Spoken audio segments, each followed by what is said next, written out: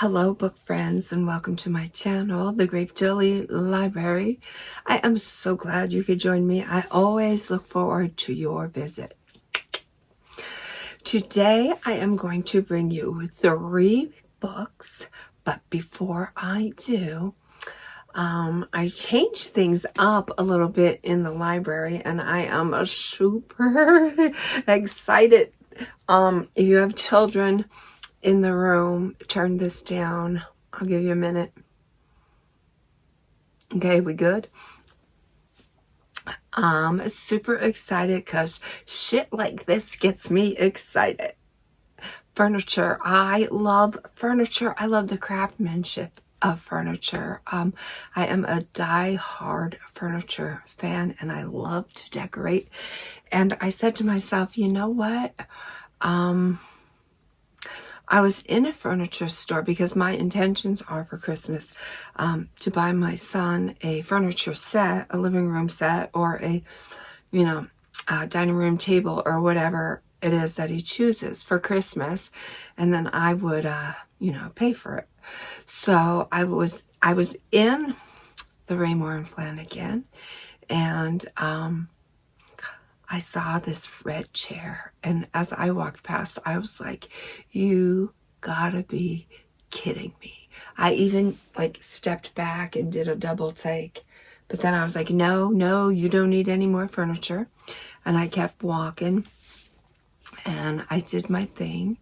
And then before I left, I found myself back in front of the chair, and the salesperson and a customer were standing, right in front of it, or almost in front of it, I should say, as he was logged onto a tabletop computer, helping her with her sofa purchase that was online. And I just said, excuse me, can I get a price on that chair? And when he told me the price, I didn't care. I went and sat and I took it for a test drive. I did one of these. I didn't care. They were like literally right there. And, I was like, you worry about your business. I'll worry about mine. And then I went directly across from it and sat down on a couch to admire it. And I didn't buy it. Although I loved it, I didn't buy it. I walked out the door empty-handed. And then the next day at work, I was telling my sister about it. And her motto is, get it. You're going to be dead one day. Get it. And I was like, you know what? She's right. And so I called them up. I told them what I wanted to do. I needed 2 of them. And luckily enough, they had the floor model, which they discounted for me. And they had 1 left in the warehouse, brand new. And I anxiously waited all week for these son of a guns to come. And today was the day. I got out of work a little bit early and hurry up and moved some furniture around so they can get it up into the library. And they are here. And this is, if you didn't see my video short, here is the finished product.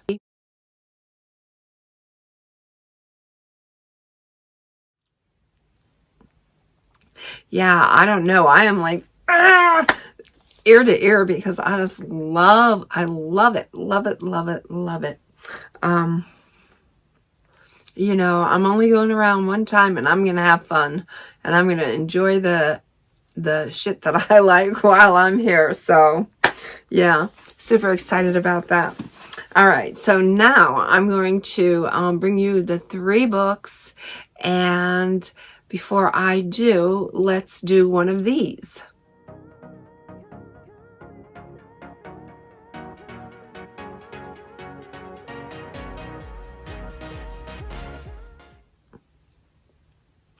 Okay, welcome back to my channel. So 3 books are on the lineup for today, and we're going to start off with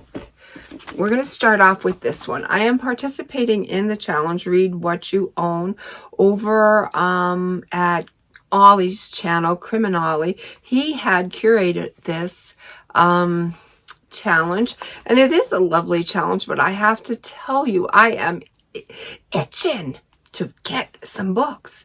I mean, I even bypassed my book of the month books. And I am good for 3 a month, but no, December finds me empty-handed. But anyways, this is a book that I bought strictly for the cover. Love this cover. I love this cover so much. This is just my speed. Love it. It speaks such happiness to me. It is My Darling from the Lions, Rachel Long. However, let me read you what the back says. Named a best poetry book of 2020 by The Guardian. Rachel Long has miraculous command of the line in all its trickery and grace and gasps, showcasing a truly refreshing voice with observant, deeply felt insight, says Morgan Parker, author of Magical Negro. A masterpiece clarifyingly alive to the entire universe of a woman's life. Elaine Castillo, author of America is Not the Heart. Alive with a breathless energy, Long writes with keen wit and delight. The Guardian. The intimacy of her poetic voice enhances its power to disarm. Times Literary Supplement. So I read this book. It's a short little book, and I thought it would be an easy goal, and it definitely was a book that I wanted to read. Upon reading it, there are very few books that I frisbee. Oh my, I do not like it. I don't like it. It's not for me. There was a book of poetry that I had purchased one time not long ago. I believe it was called Milk and Honey, but I do not remember who it was by, but I will put a card up here. I heard such good things about that book. I disliked that book so much, I ditched it at the Goodwill because I didn't even want the son of a gun in my house. If it were not for this cover, this would be the same scenario. I would not even want this book in my house. It does not speak to me. It actually turned me off so much so that it disgusted me. I don't find anything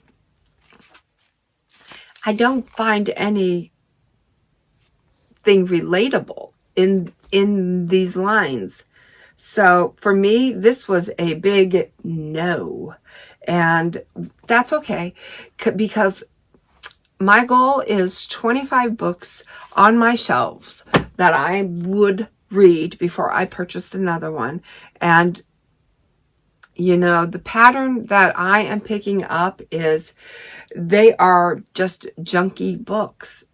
I'm reading them because I have a mission that I am on. But were I not participating in this challenge, I would definitely be DNFing a whole lot of books. And I guess I have to ask myself, what the heck goes on in this head of mine that I even bring this garbage home with me? I don't know. All right, on to the next book, which is definitely not garbage. It's The Things You Can See Only When You Slow Down by Heyman Sunam. More than 3 million copies sold. How to be calm and mindful in a fast-paced world. So my world is pretty fast-paced, and I live a pretty hectic life. I work 6 days a week, and I am continuously on the go. So I like to read books like this to ground me. And as I was reading this book, the very first chapter even spoke to me, and I thought, you know, I would love to share that with the rest of you. So I was reading the book Nixon, and it is the art of slowing down, and it's not having a busy schedule. It is basically telling you that having a busy schedule is nothing to be proud of and nothing to be bragging about. So when I read this first chapter, Why Am I So Busy? When everything around me is moving so fast, I stop and ask, is it the world that's busy or is it my mind? Now that spoke volumes to me because I have a very busy mind. And oftentimes I create my own chaos.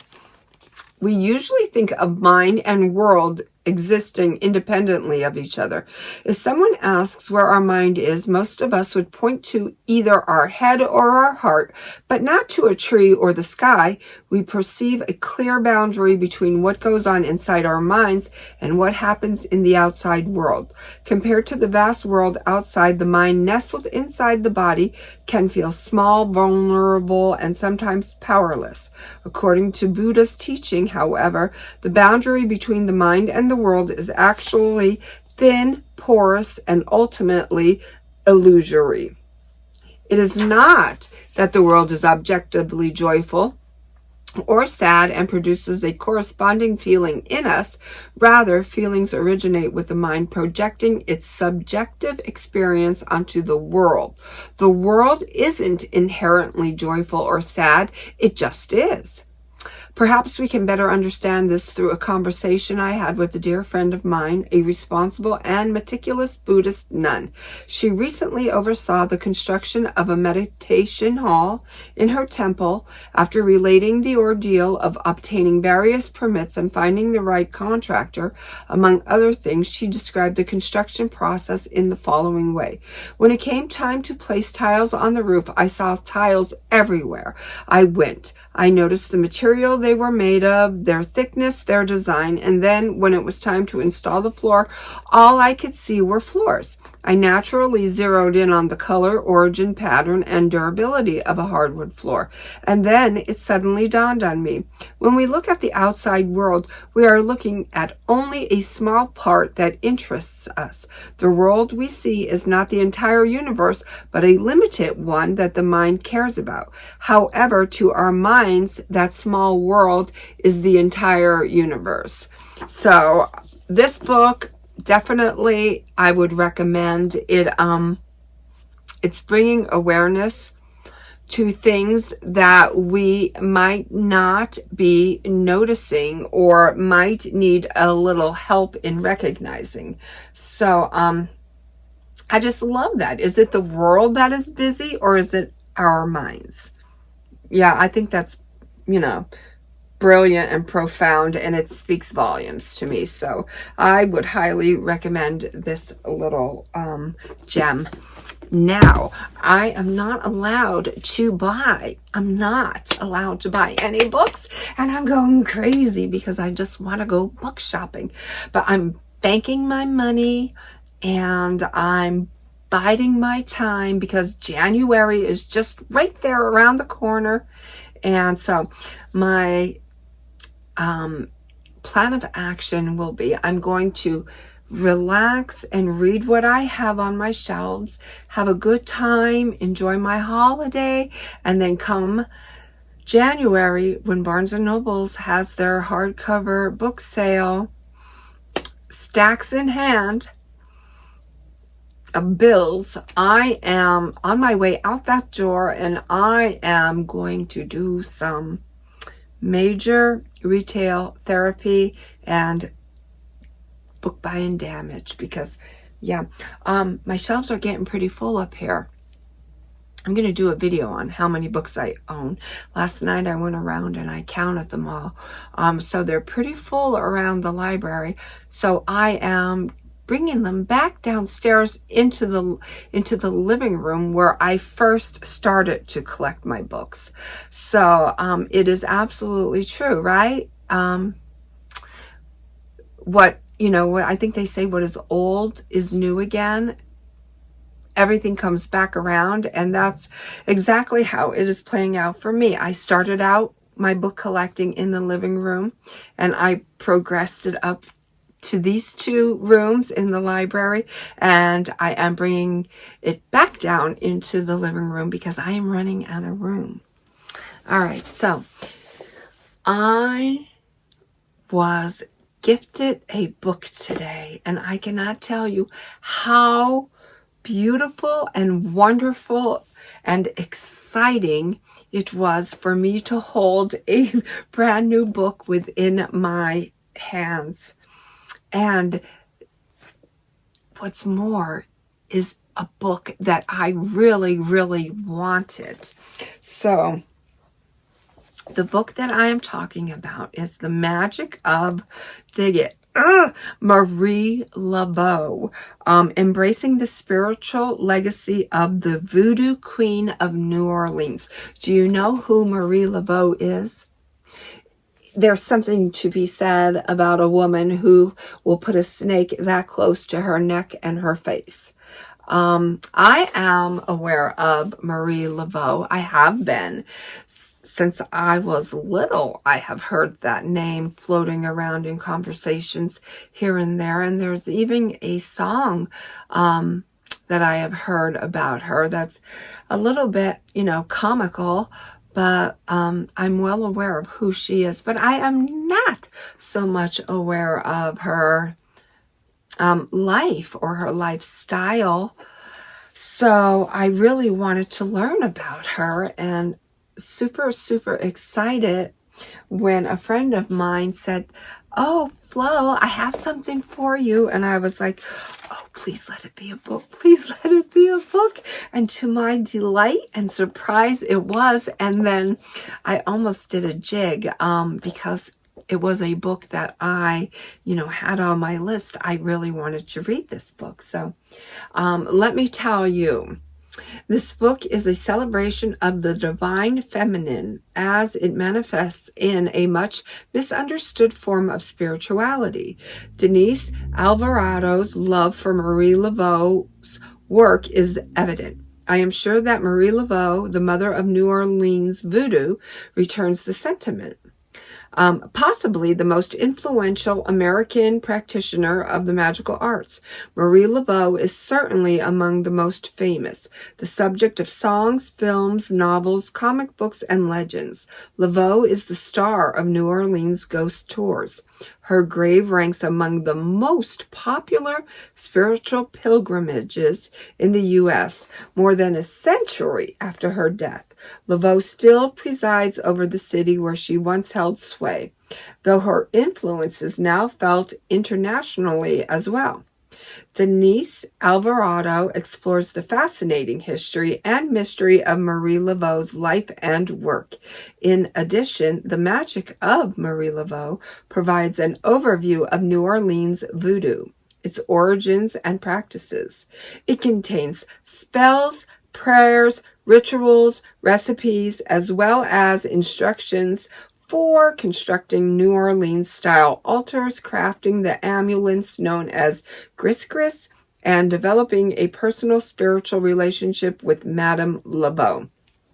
Well, I don't think I'm going to take it to the extent of altars and prayers and rituals or recipes, but I am definitely going to find out what this lady is about. How about you? Will you be picking up any of these books that were mentioned in this video? Comment below. I would love to know. Before I end this video, hit this like button and give my channel a subscribe. Until my next video, know that I love you. Be well, be good, and by golly, be reading.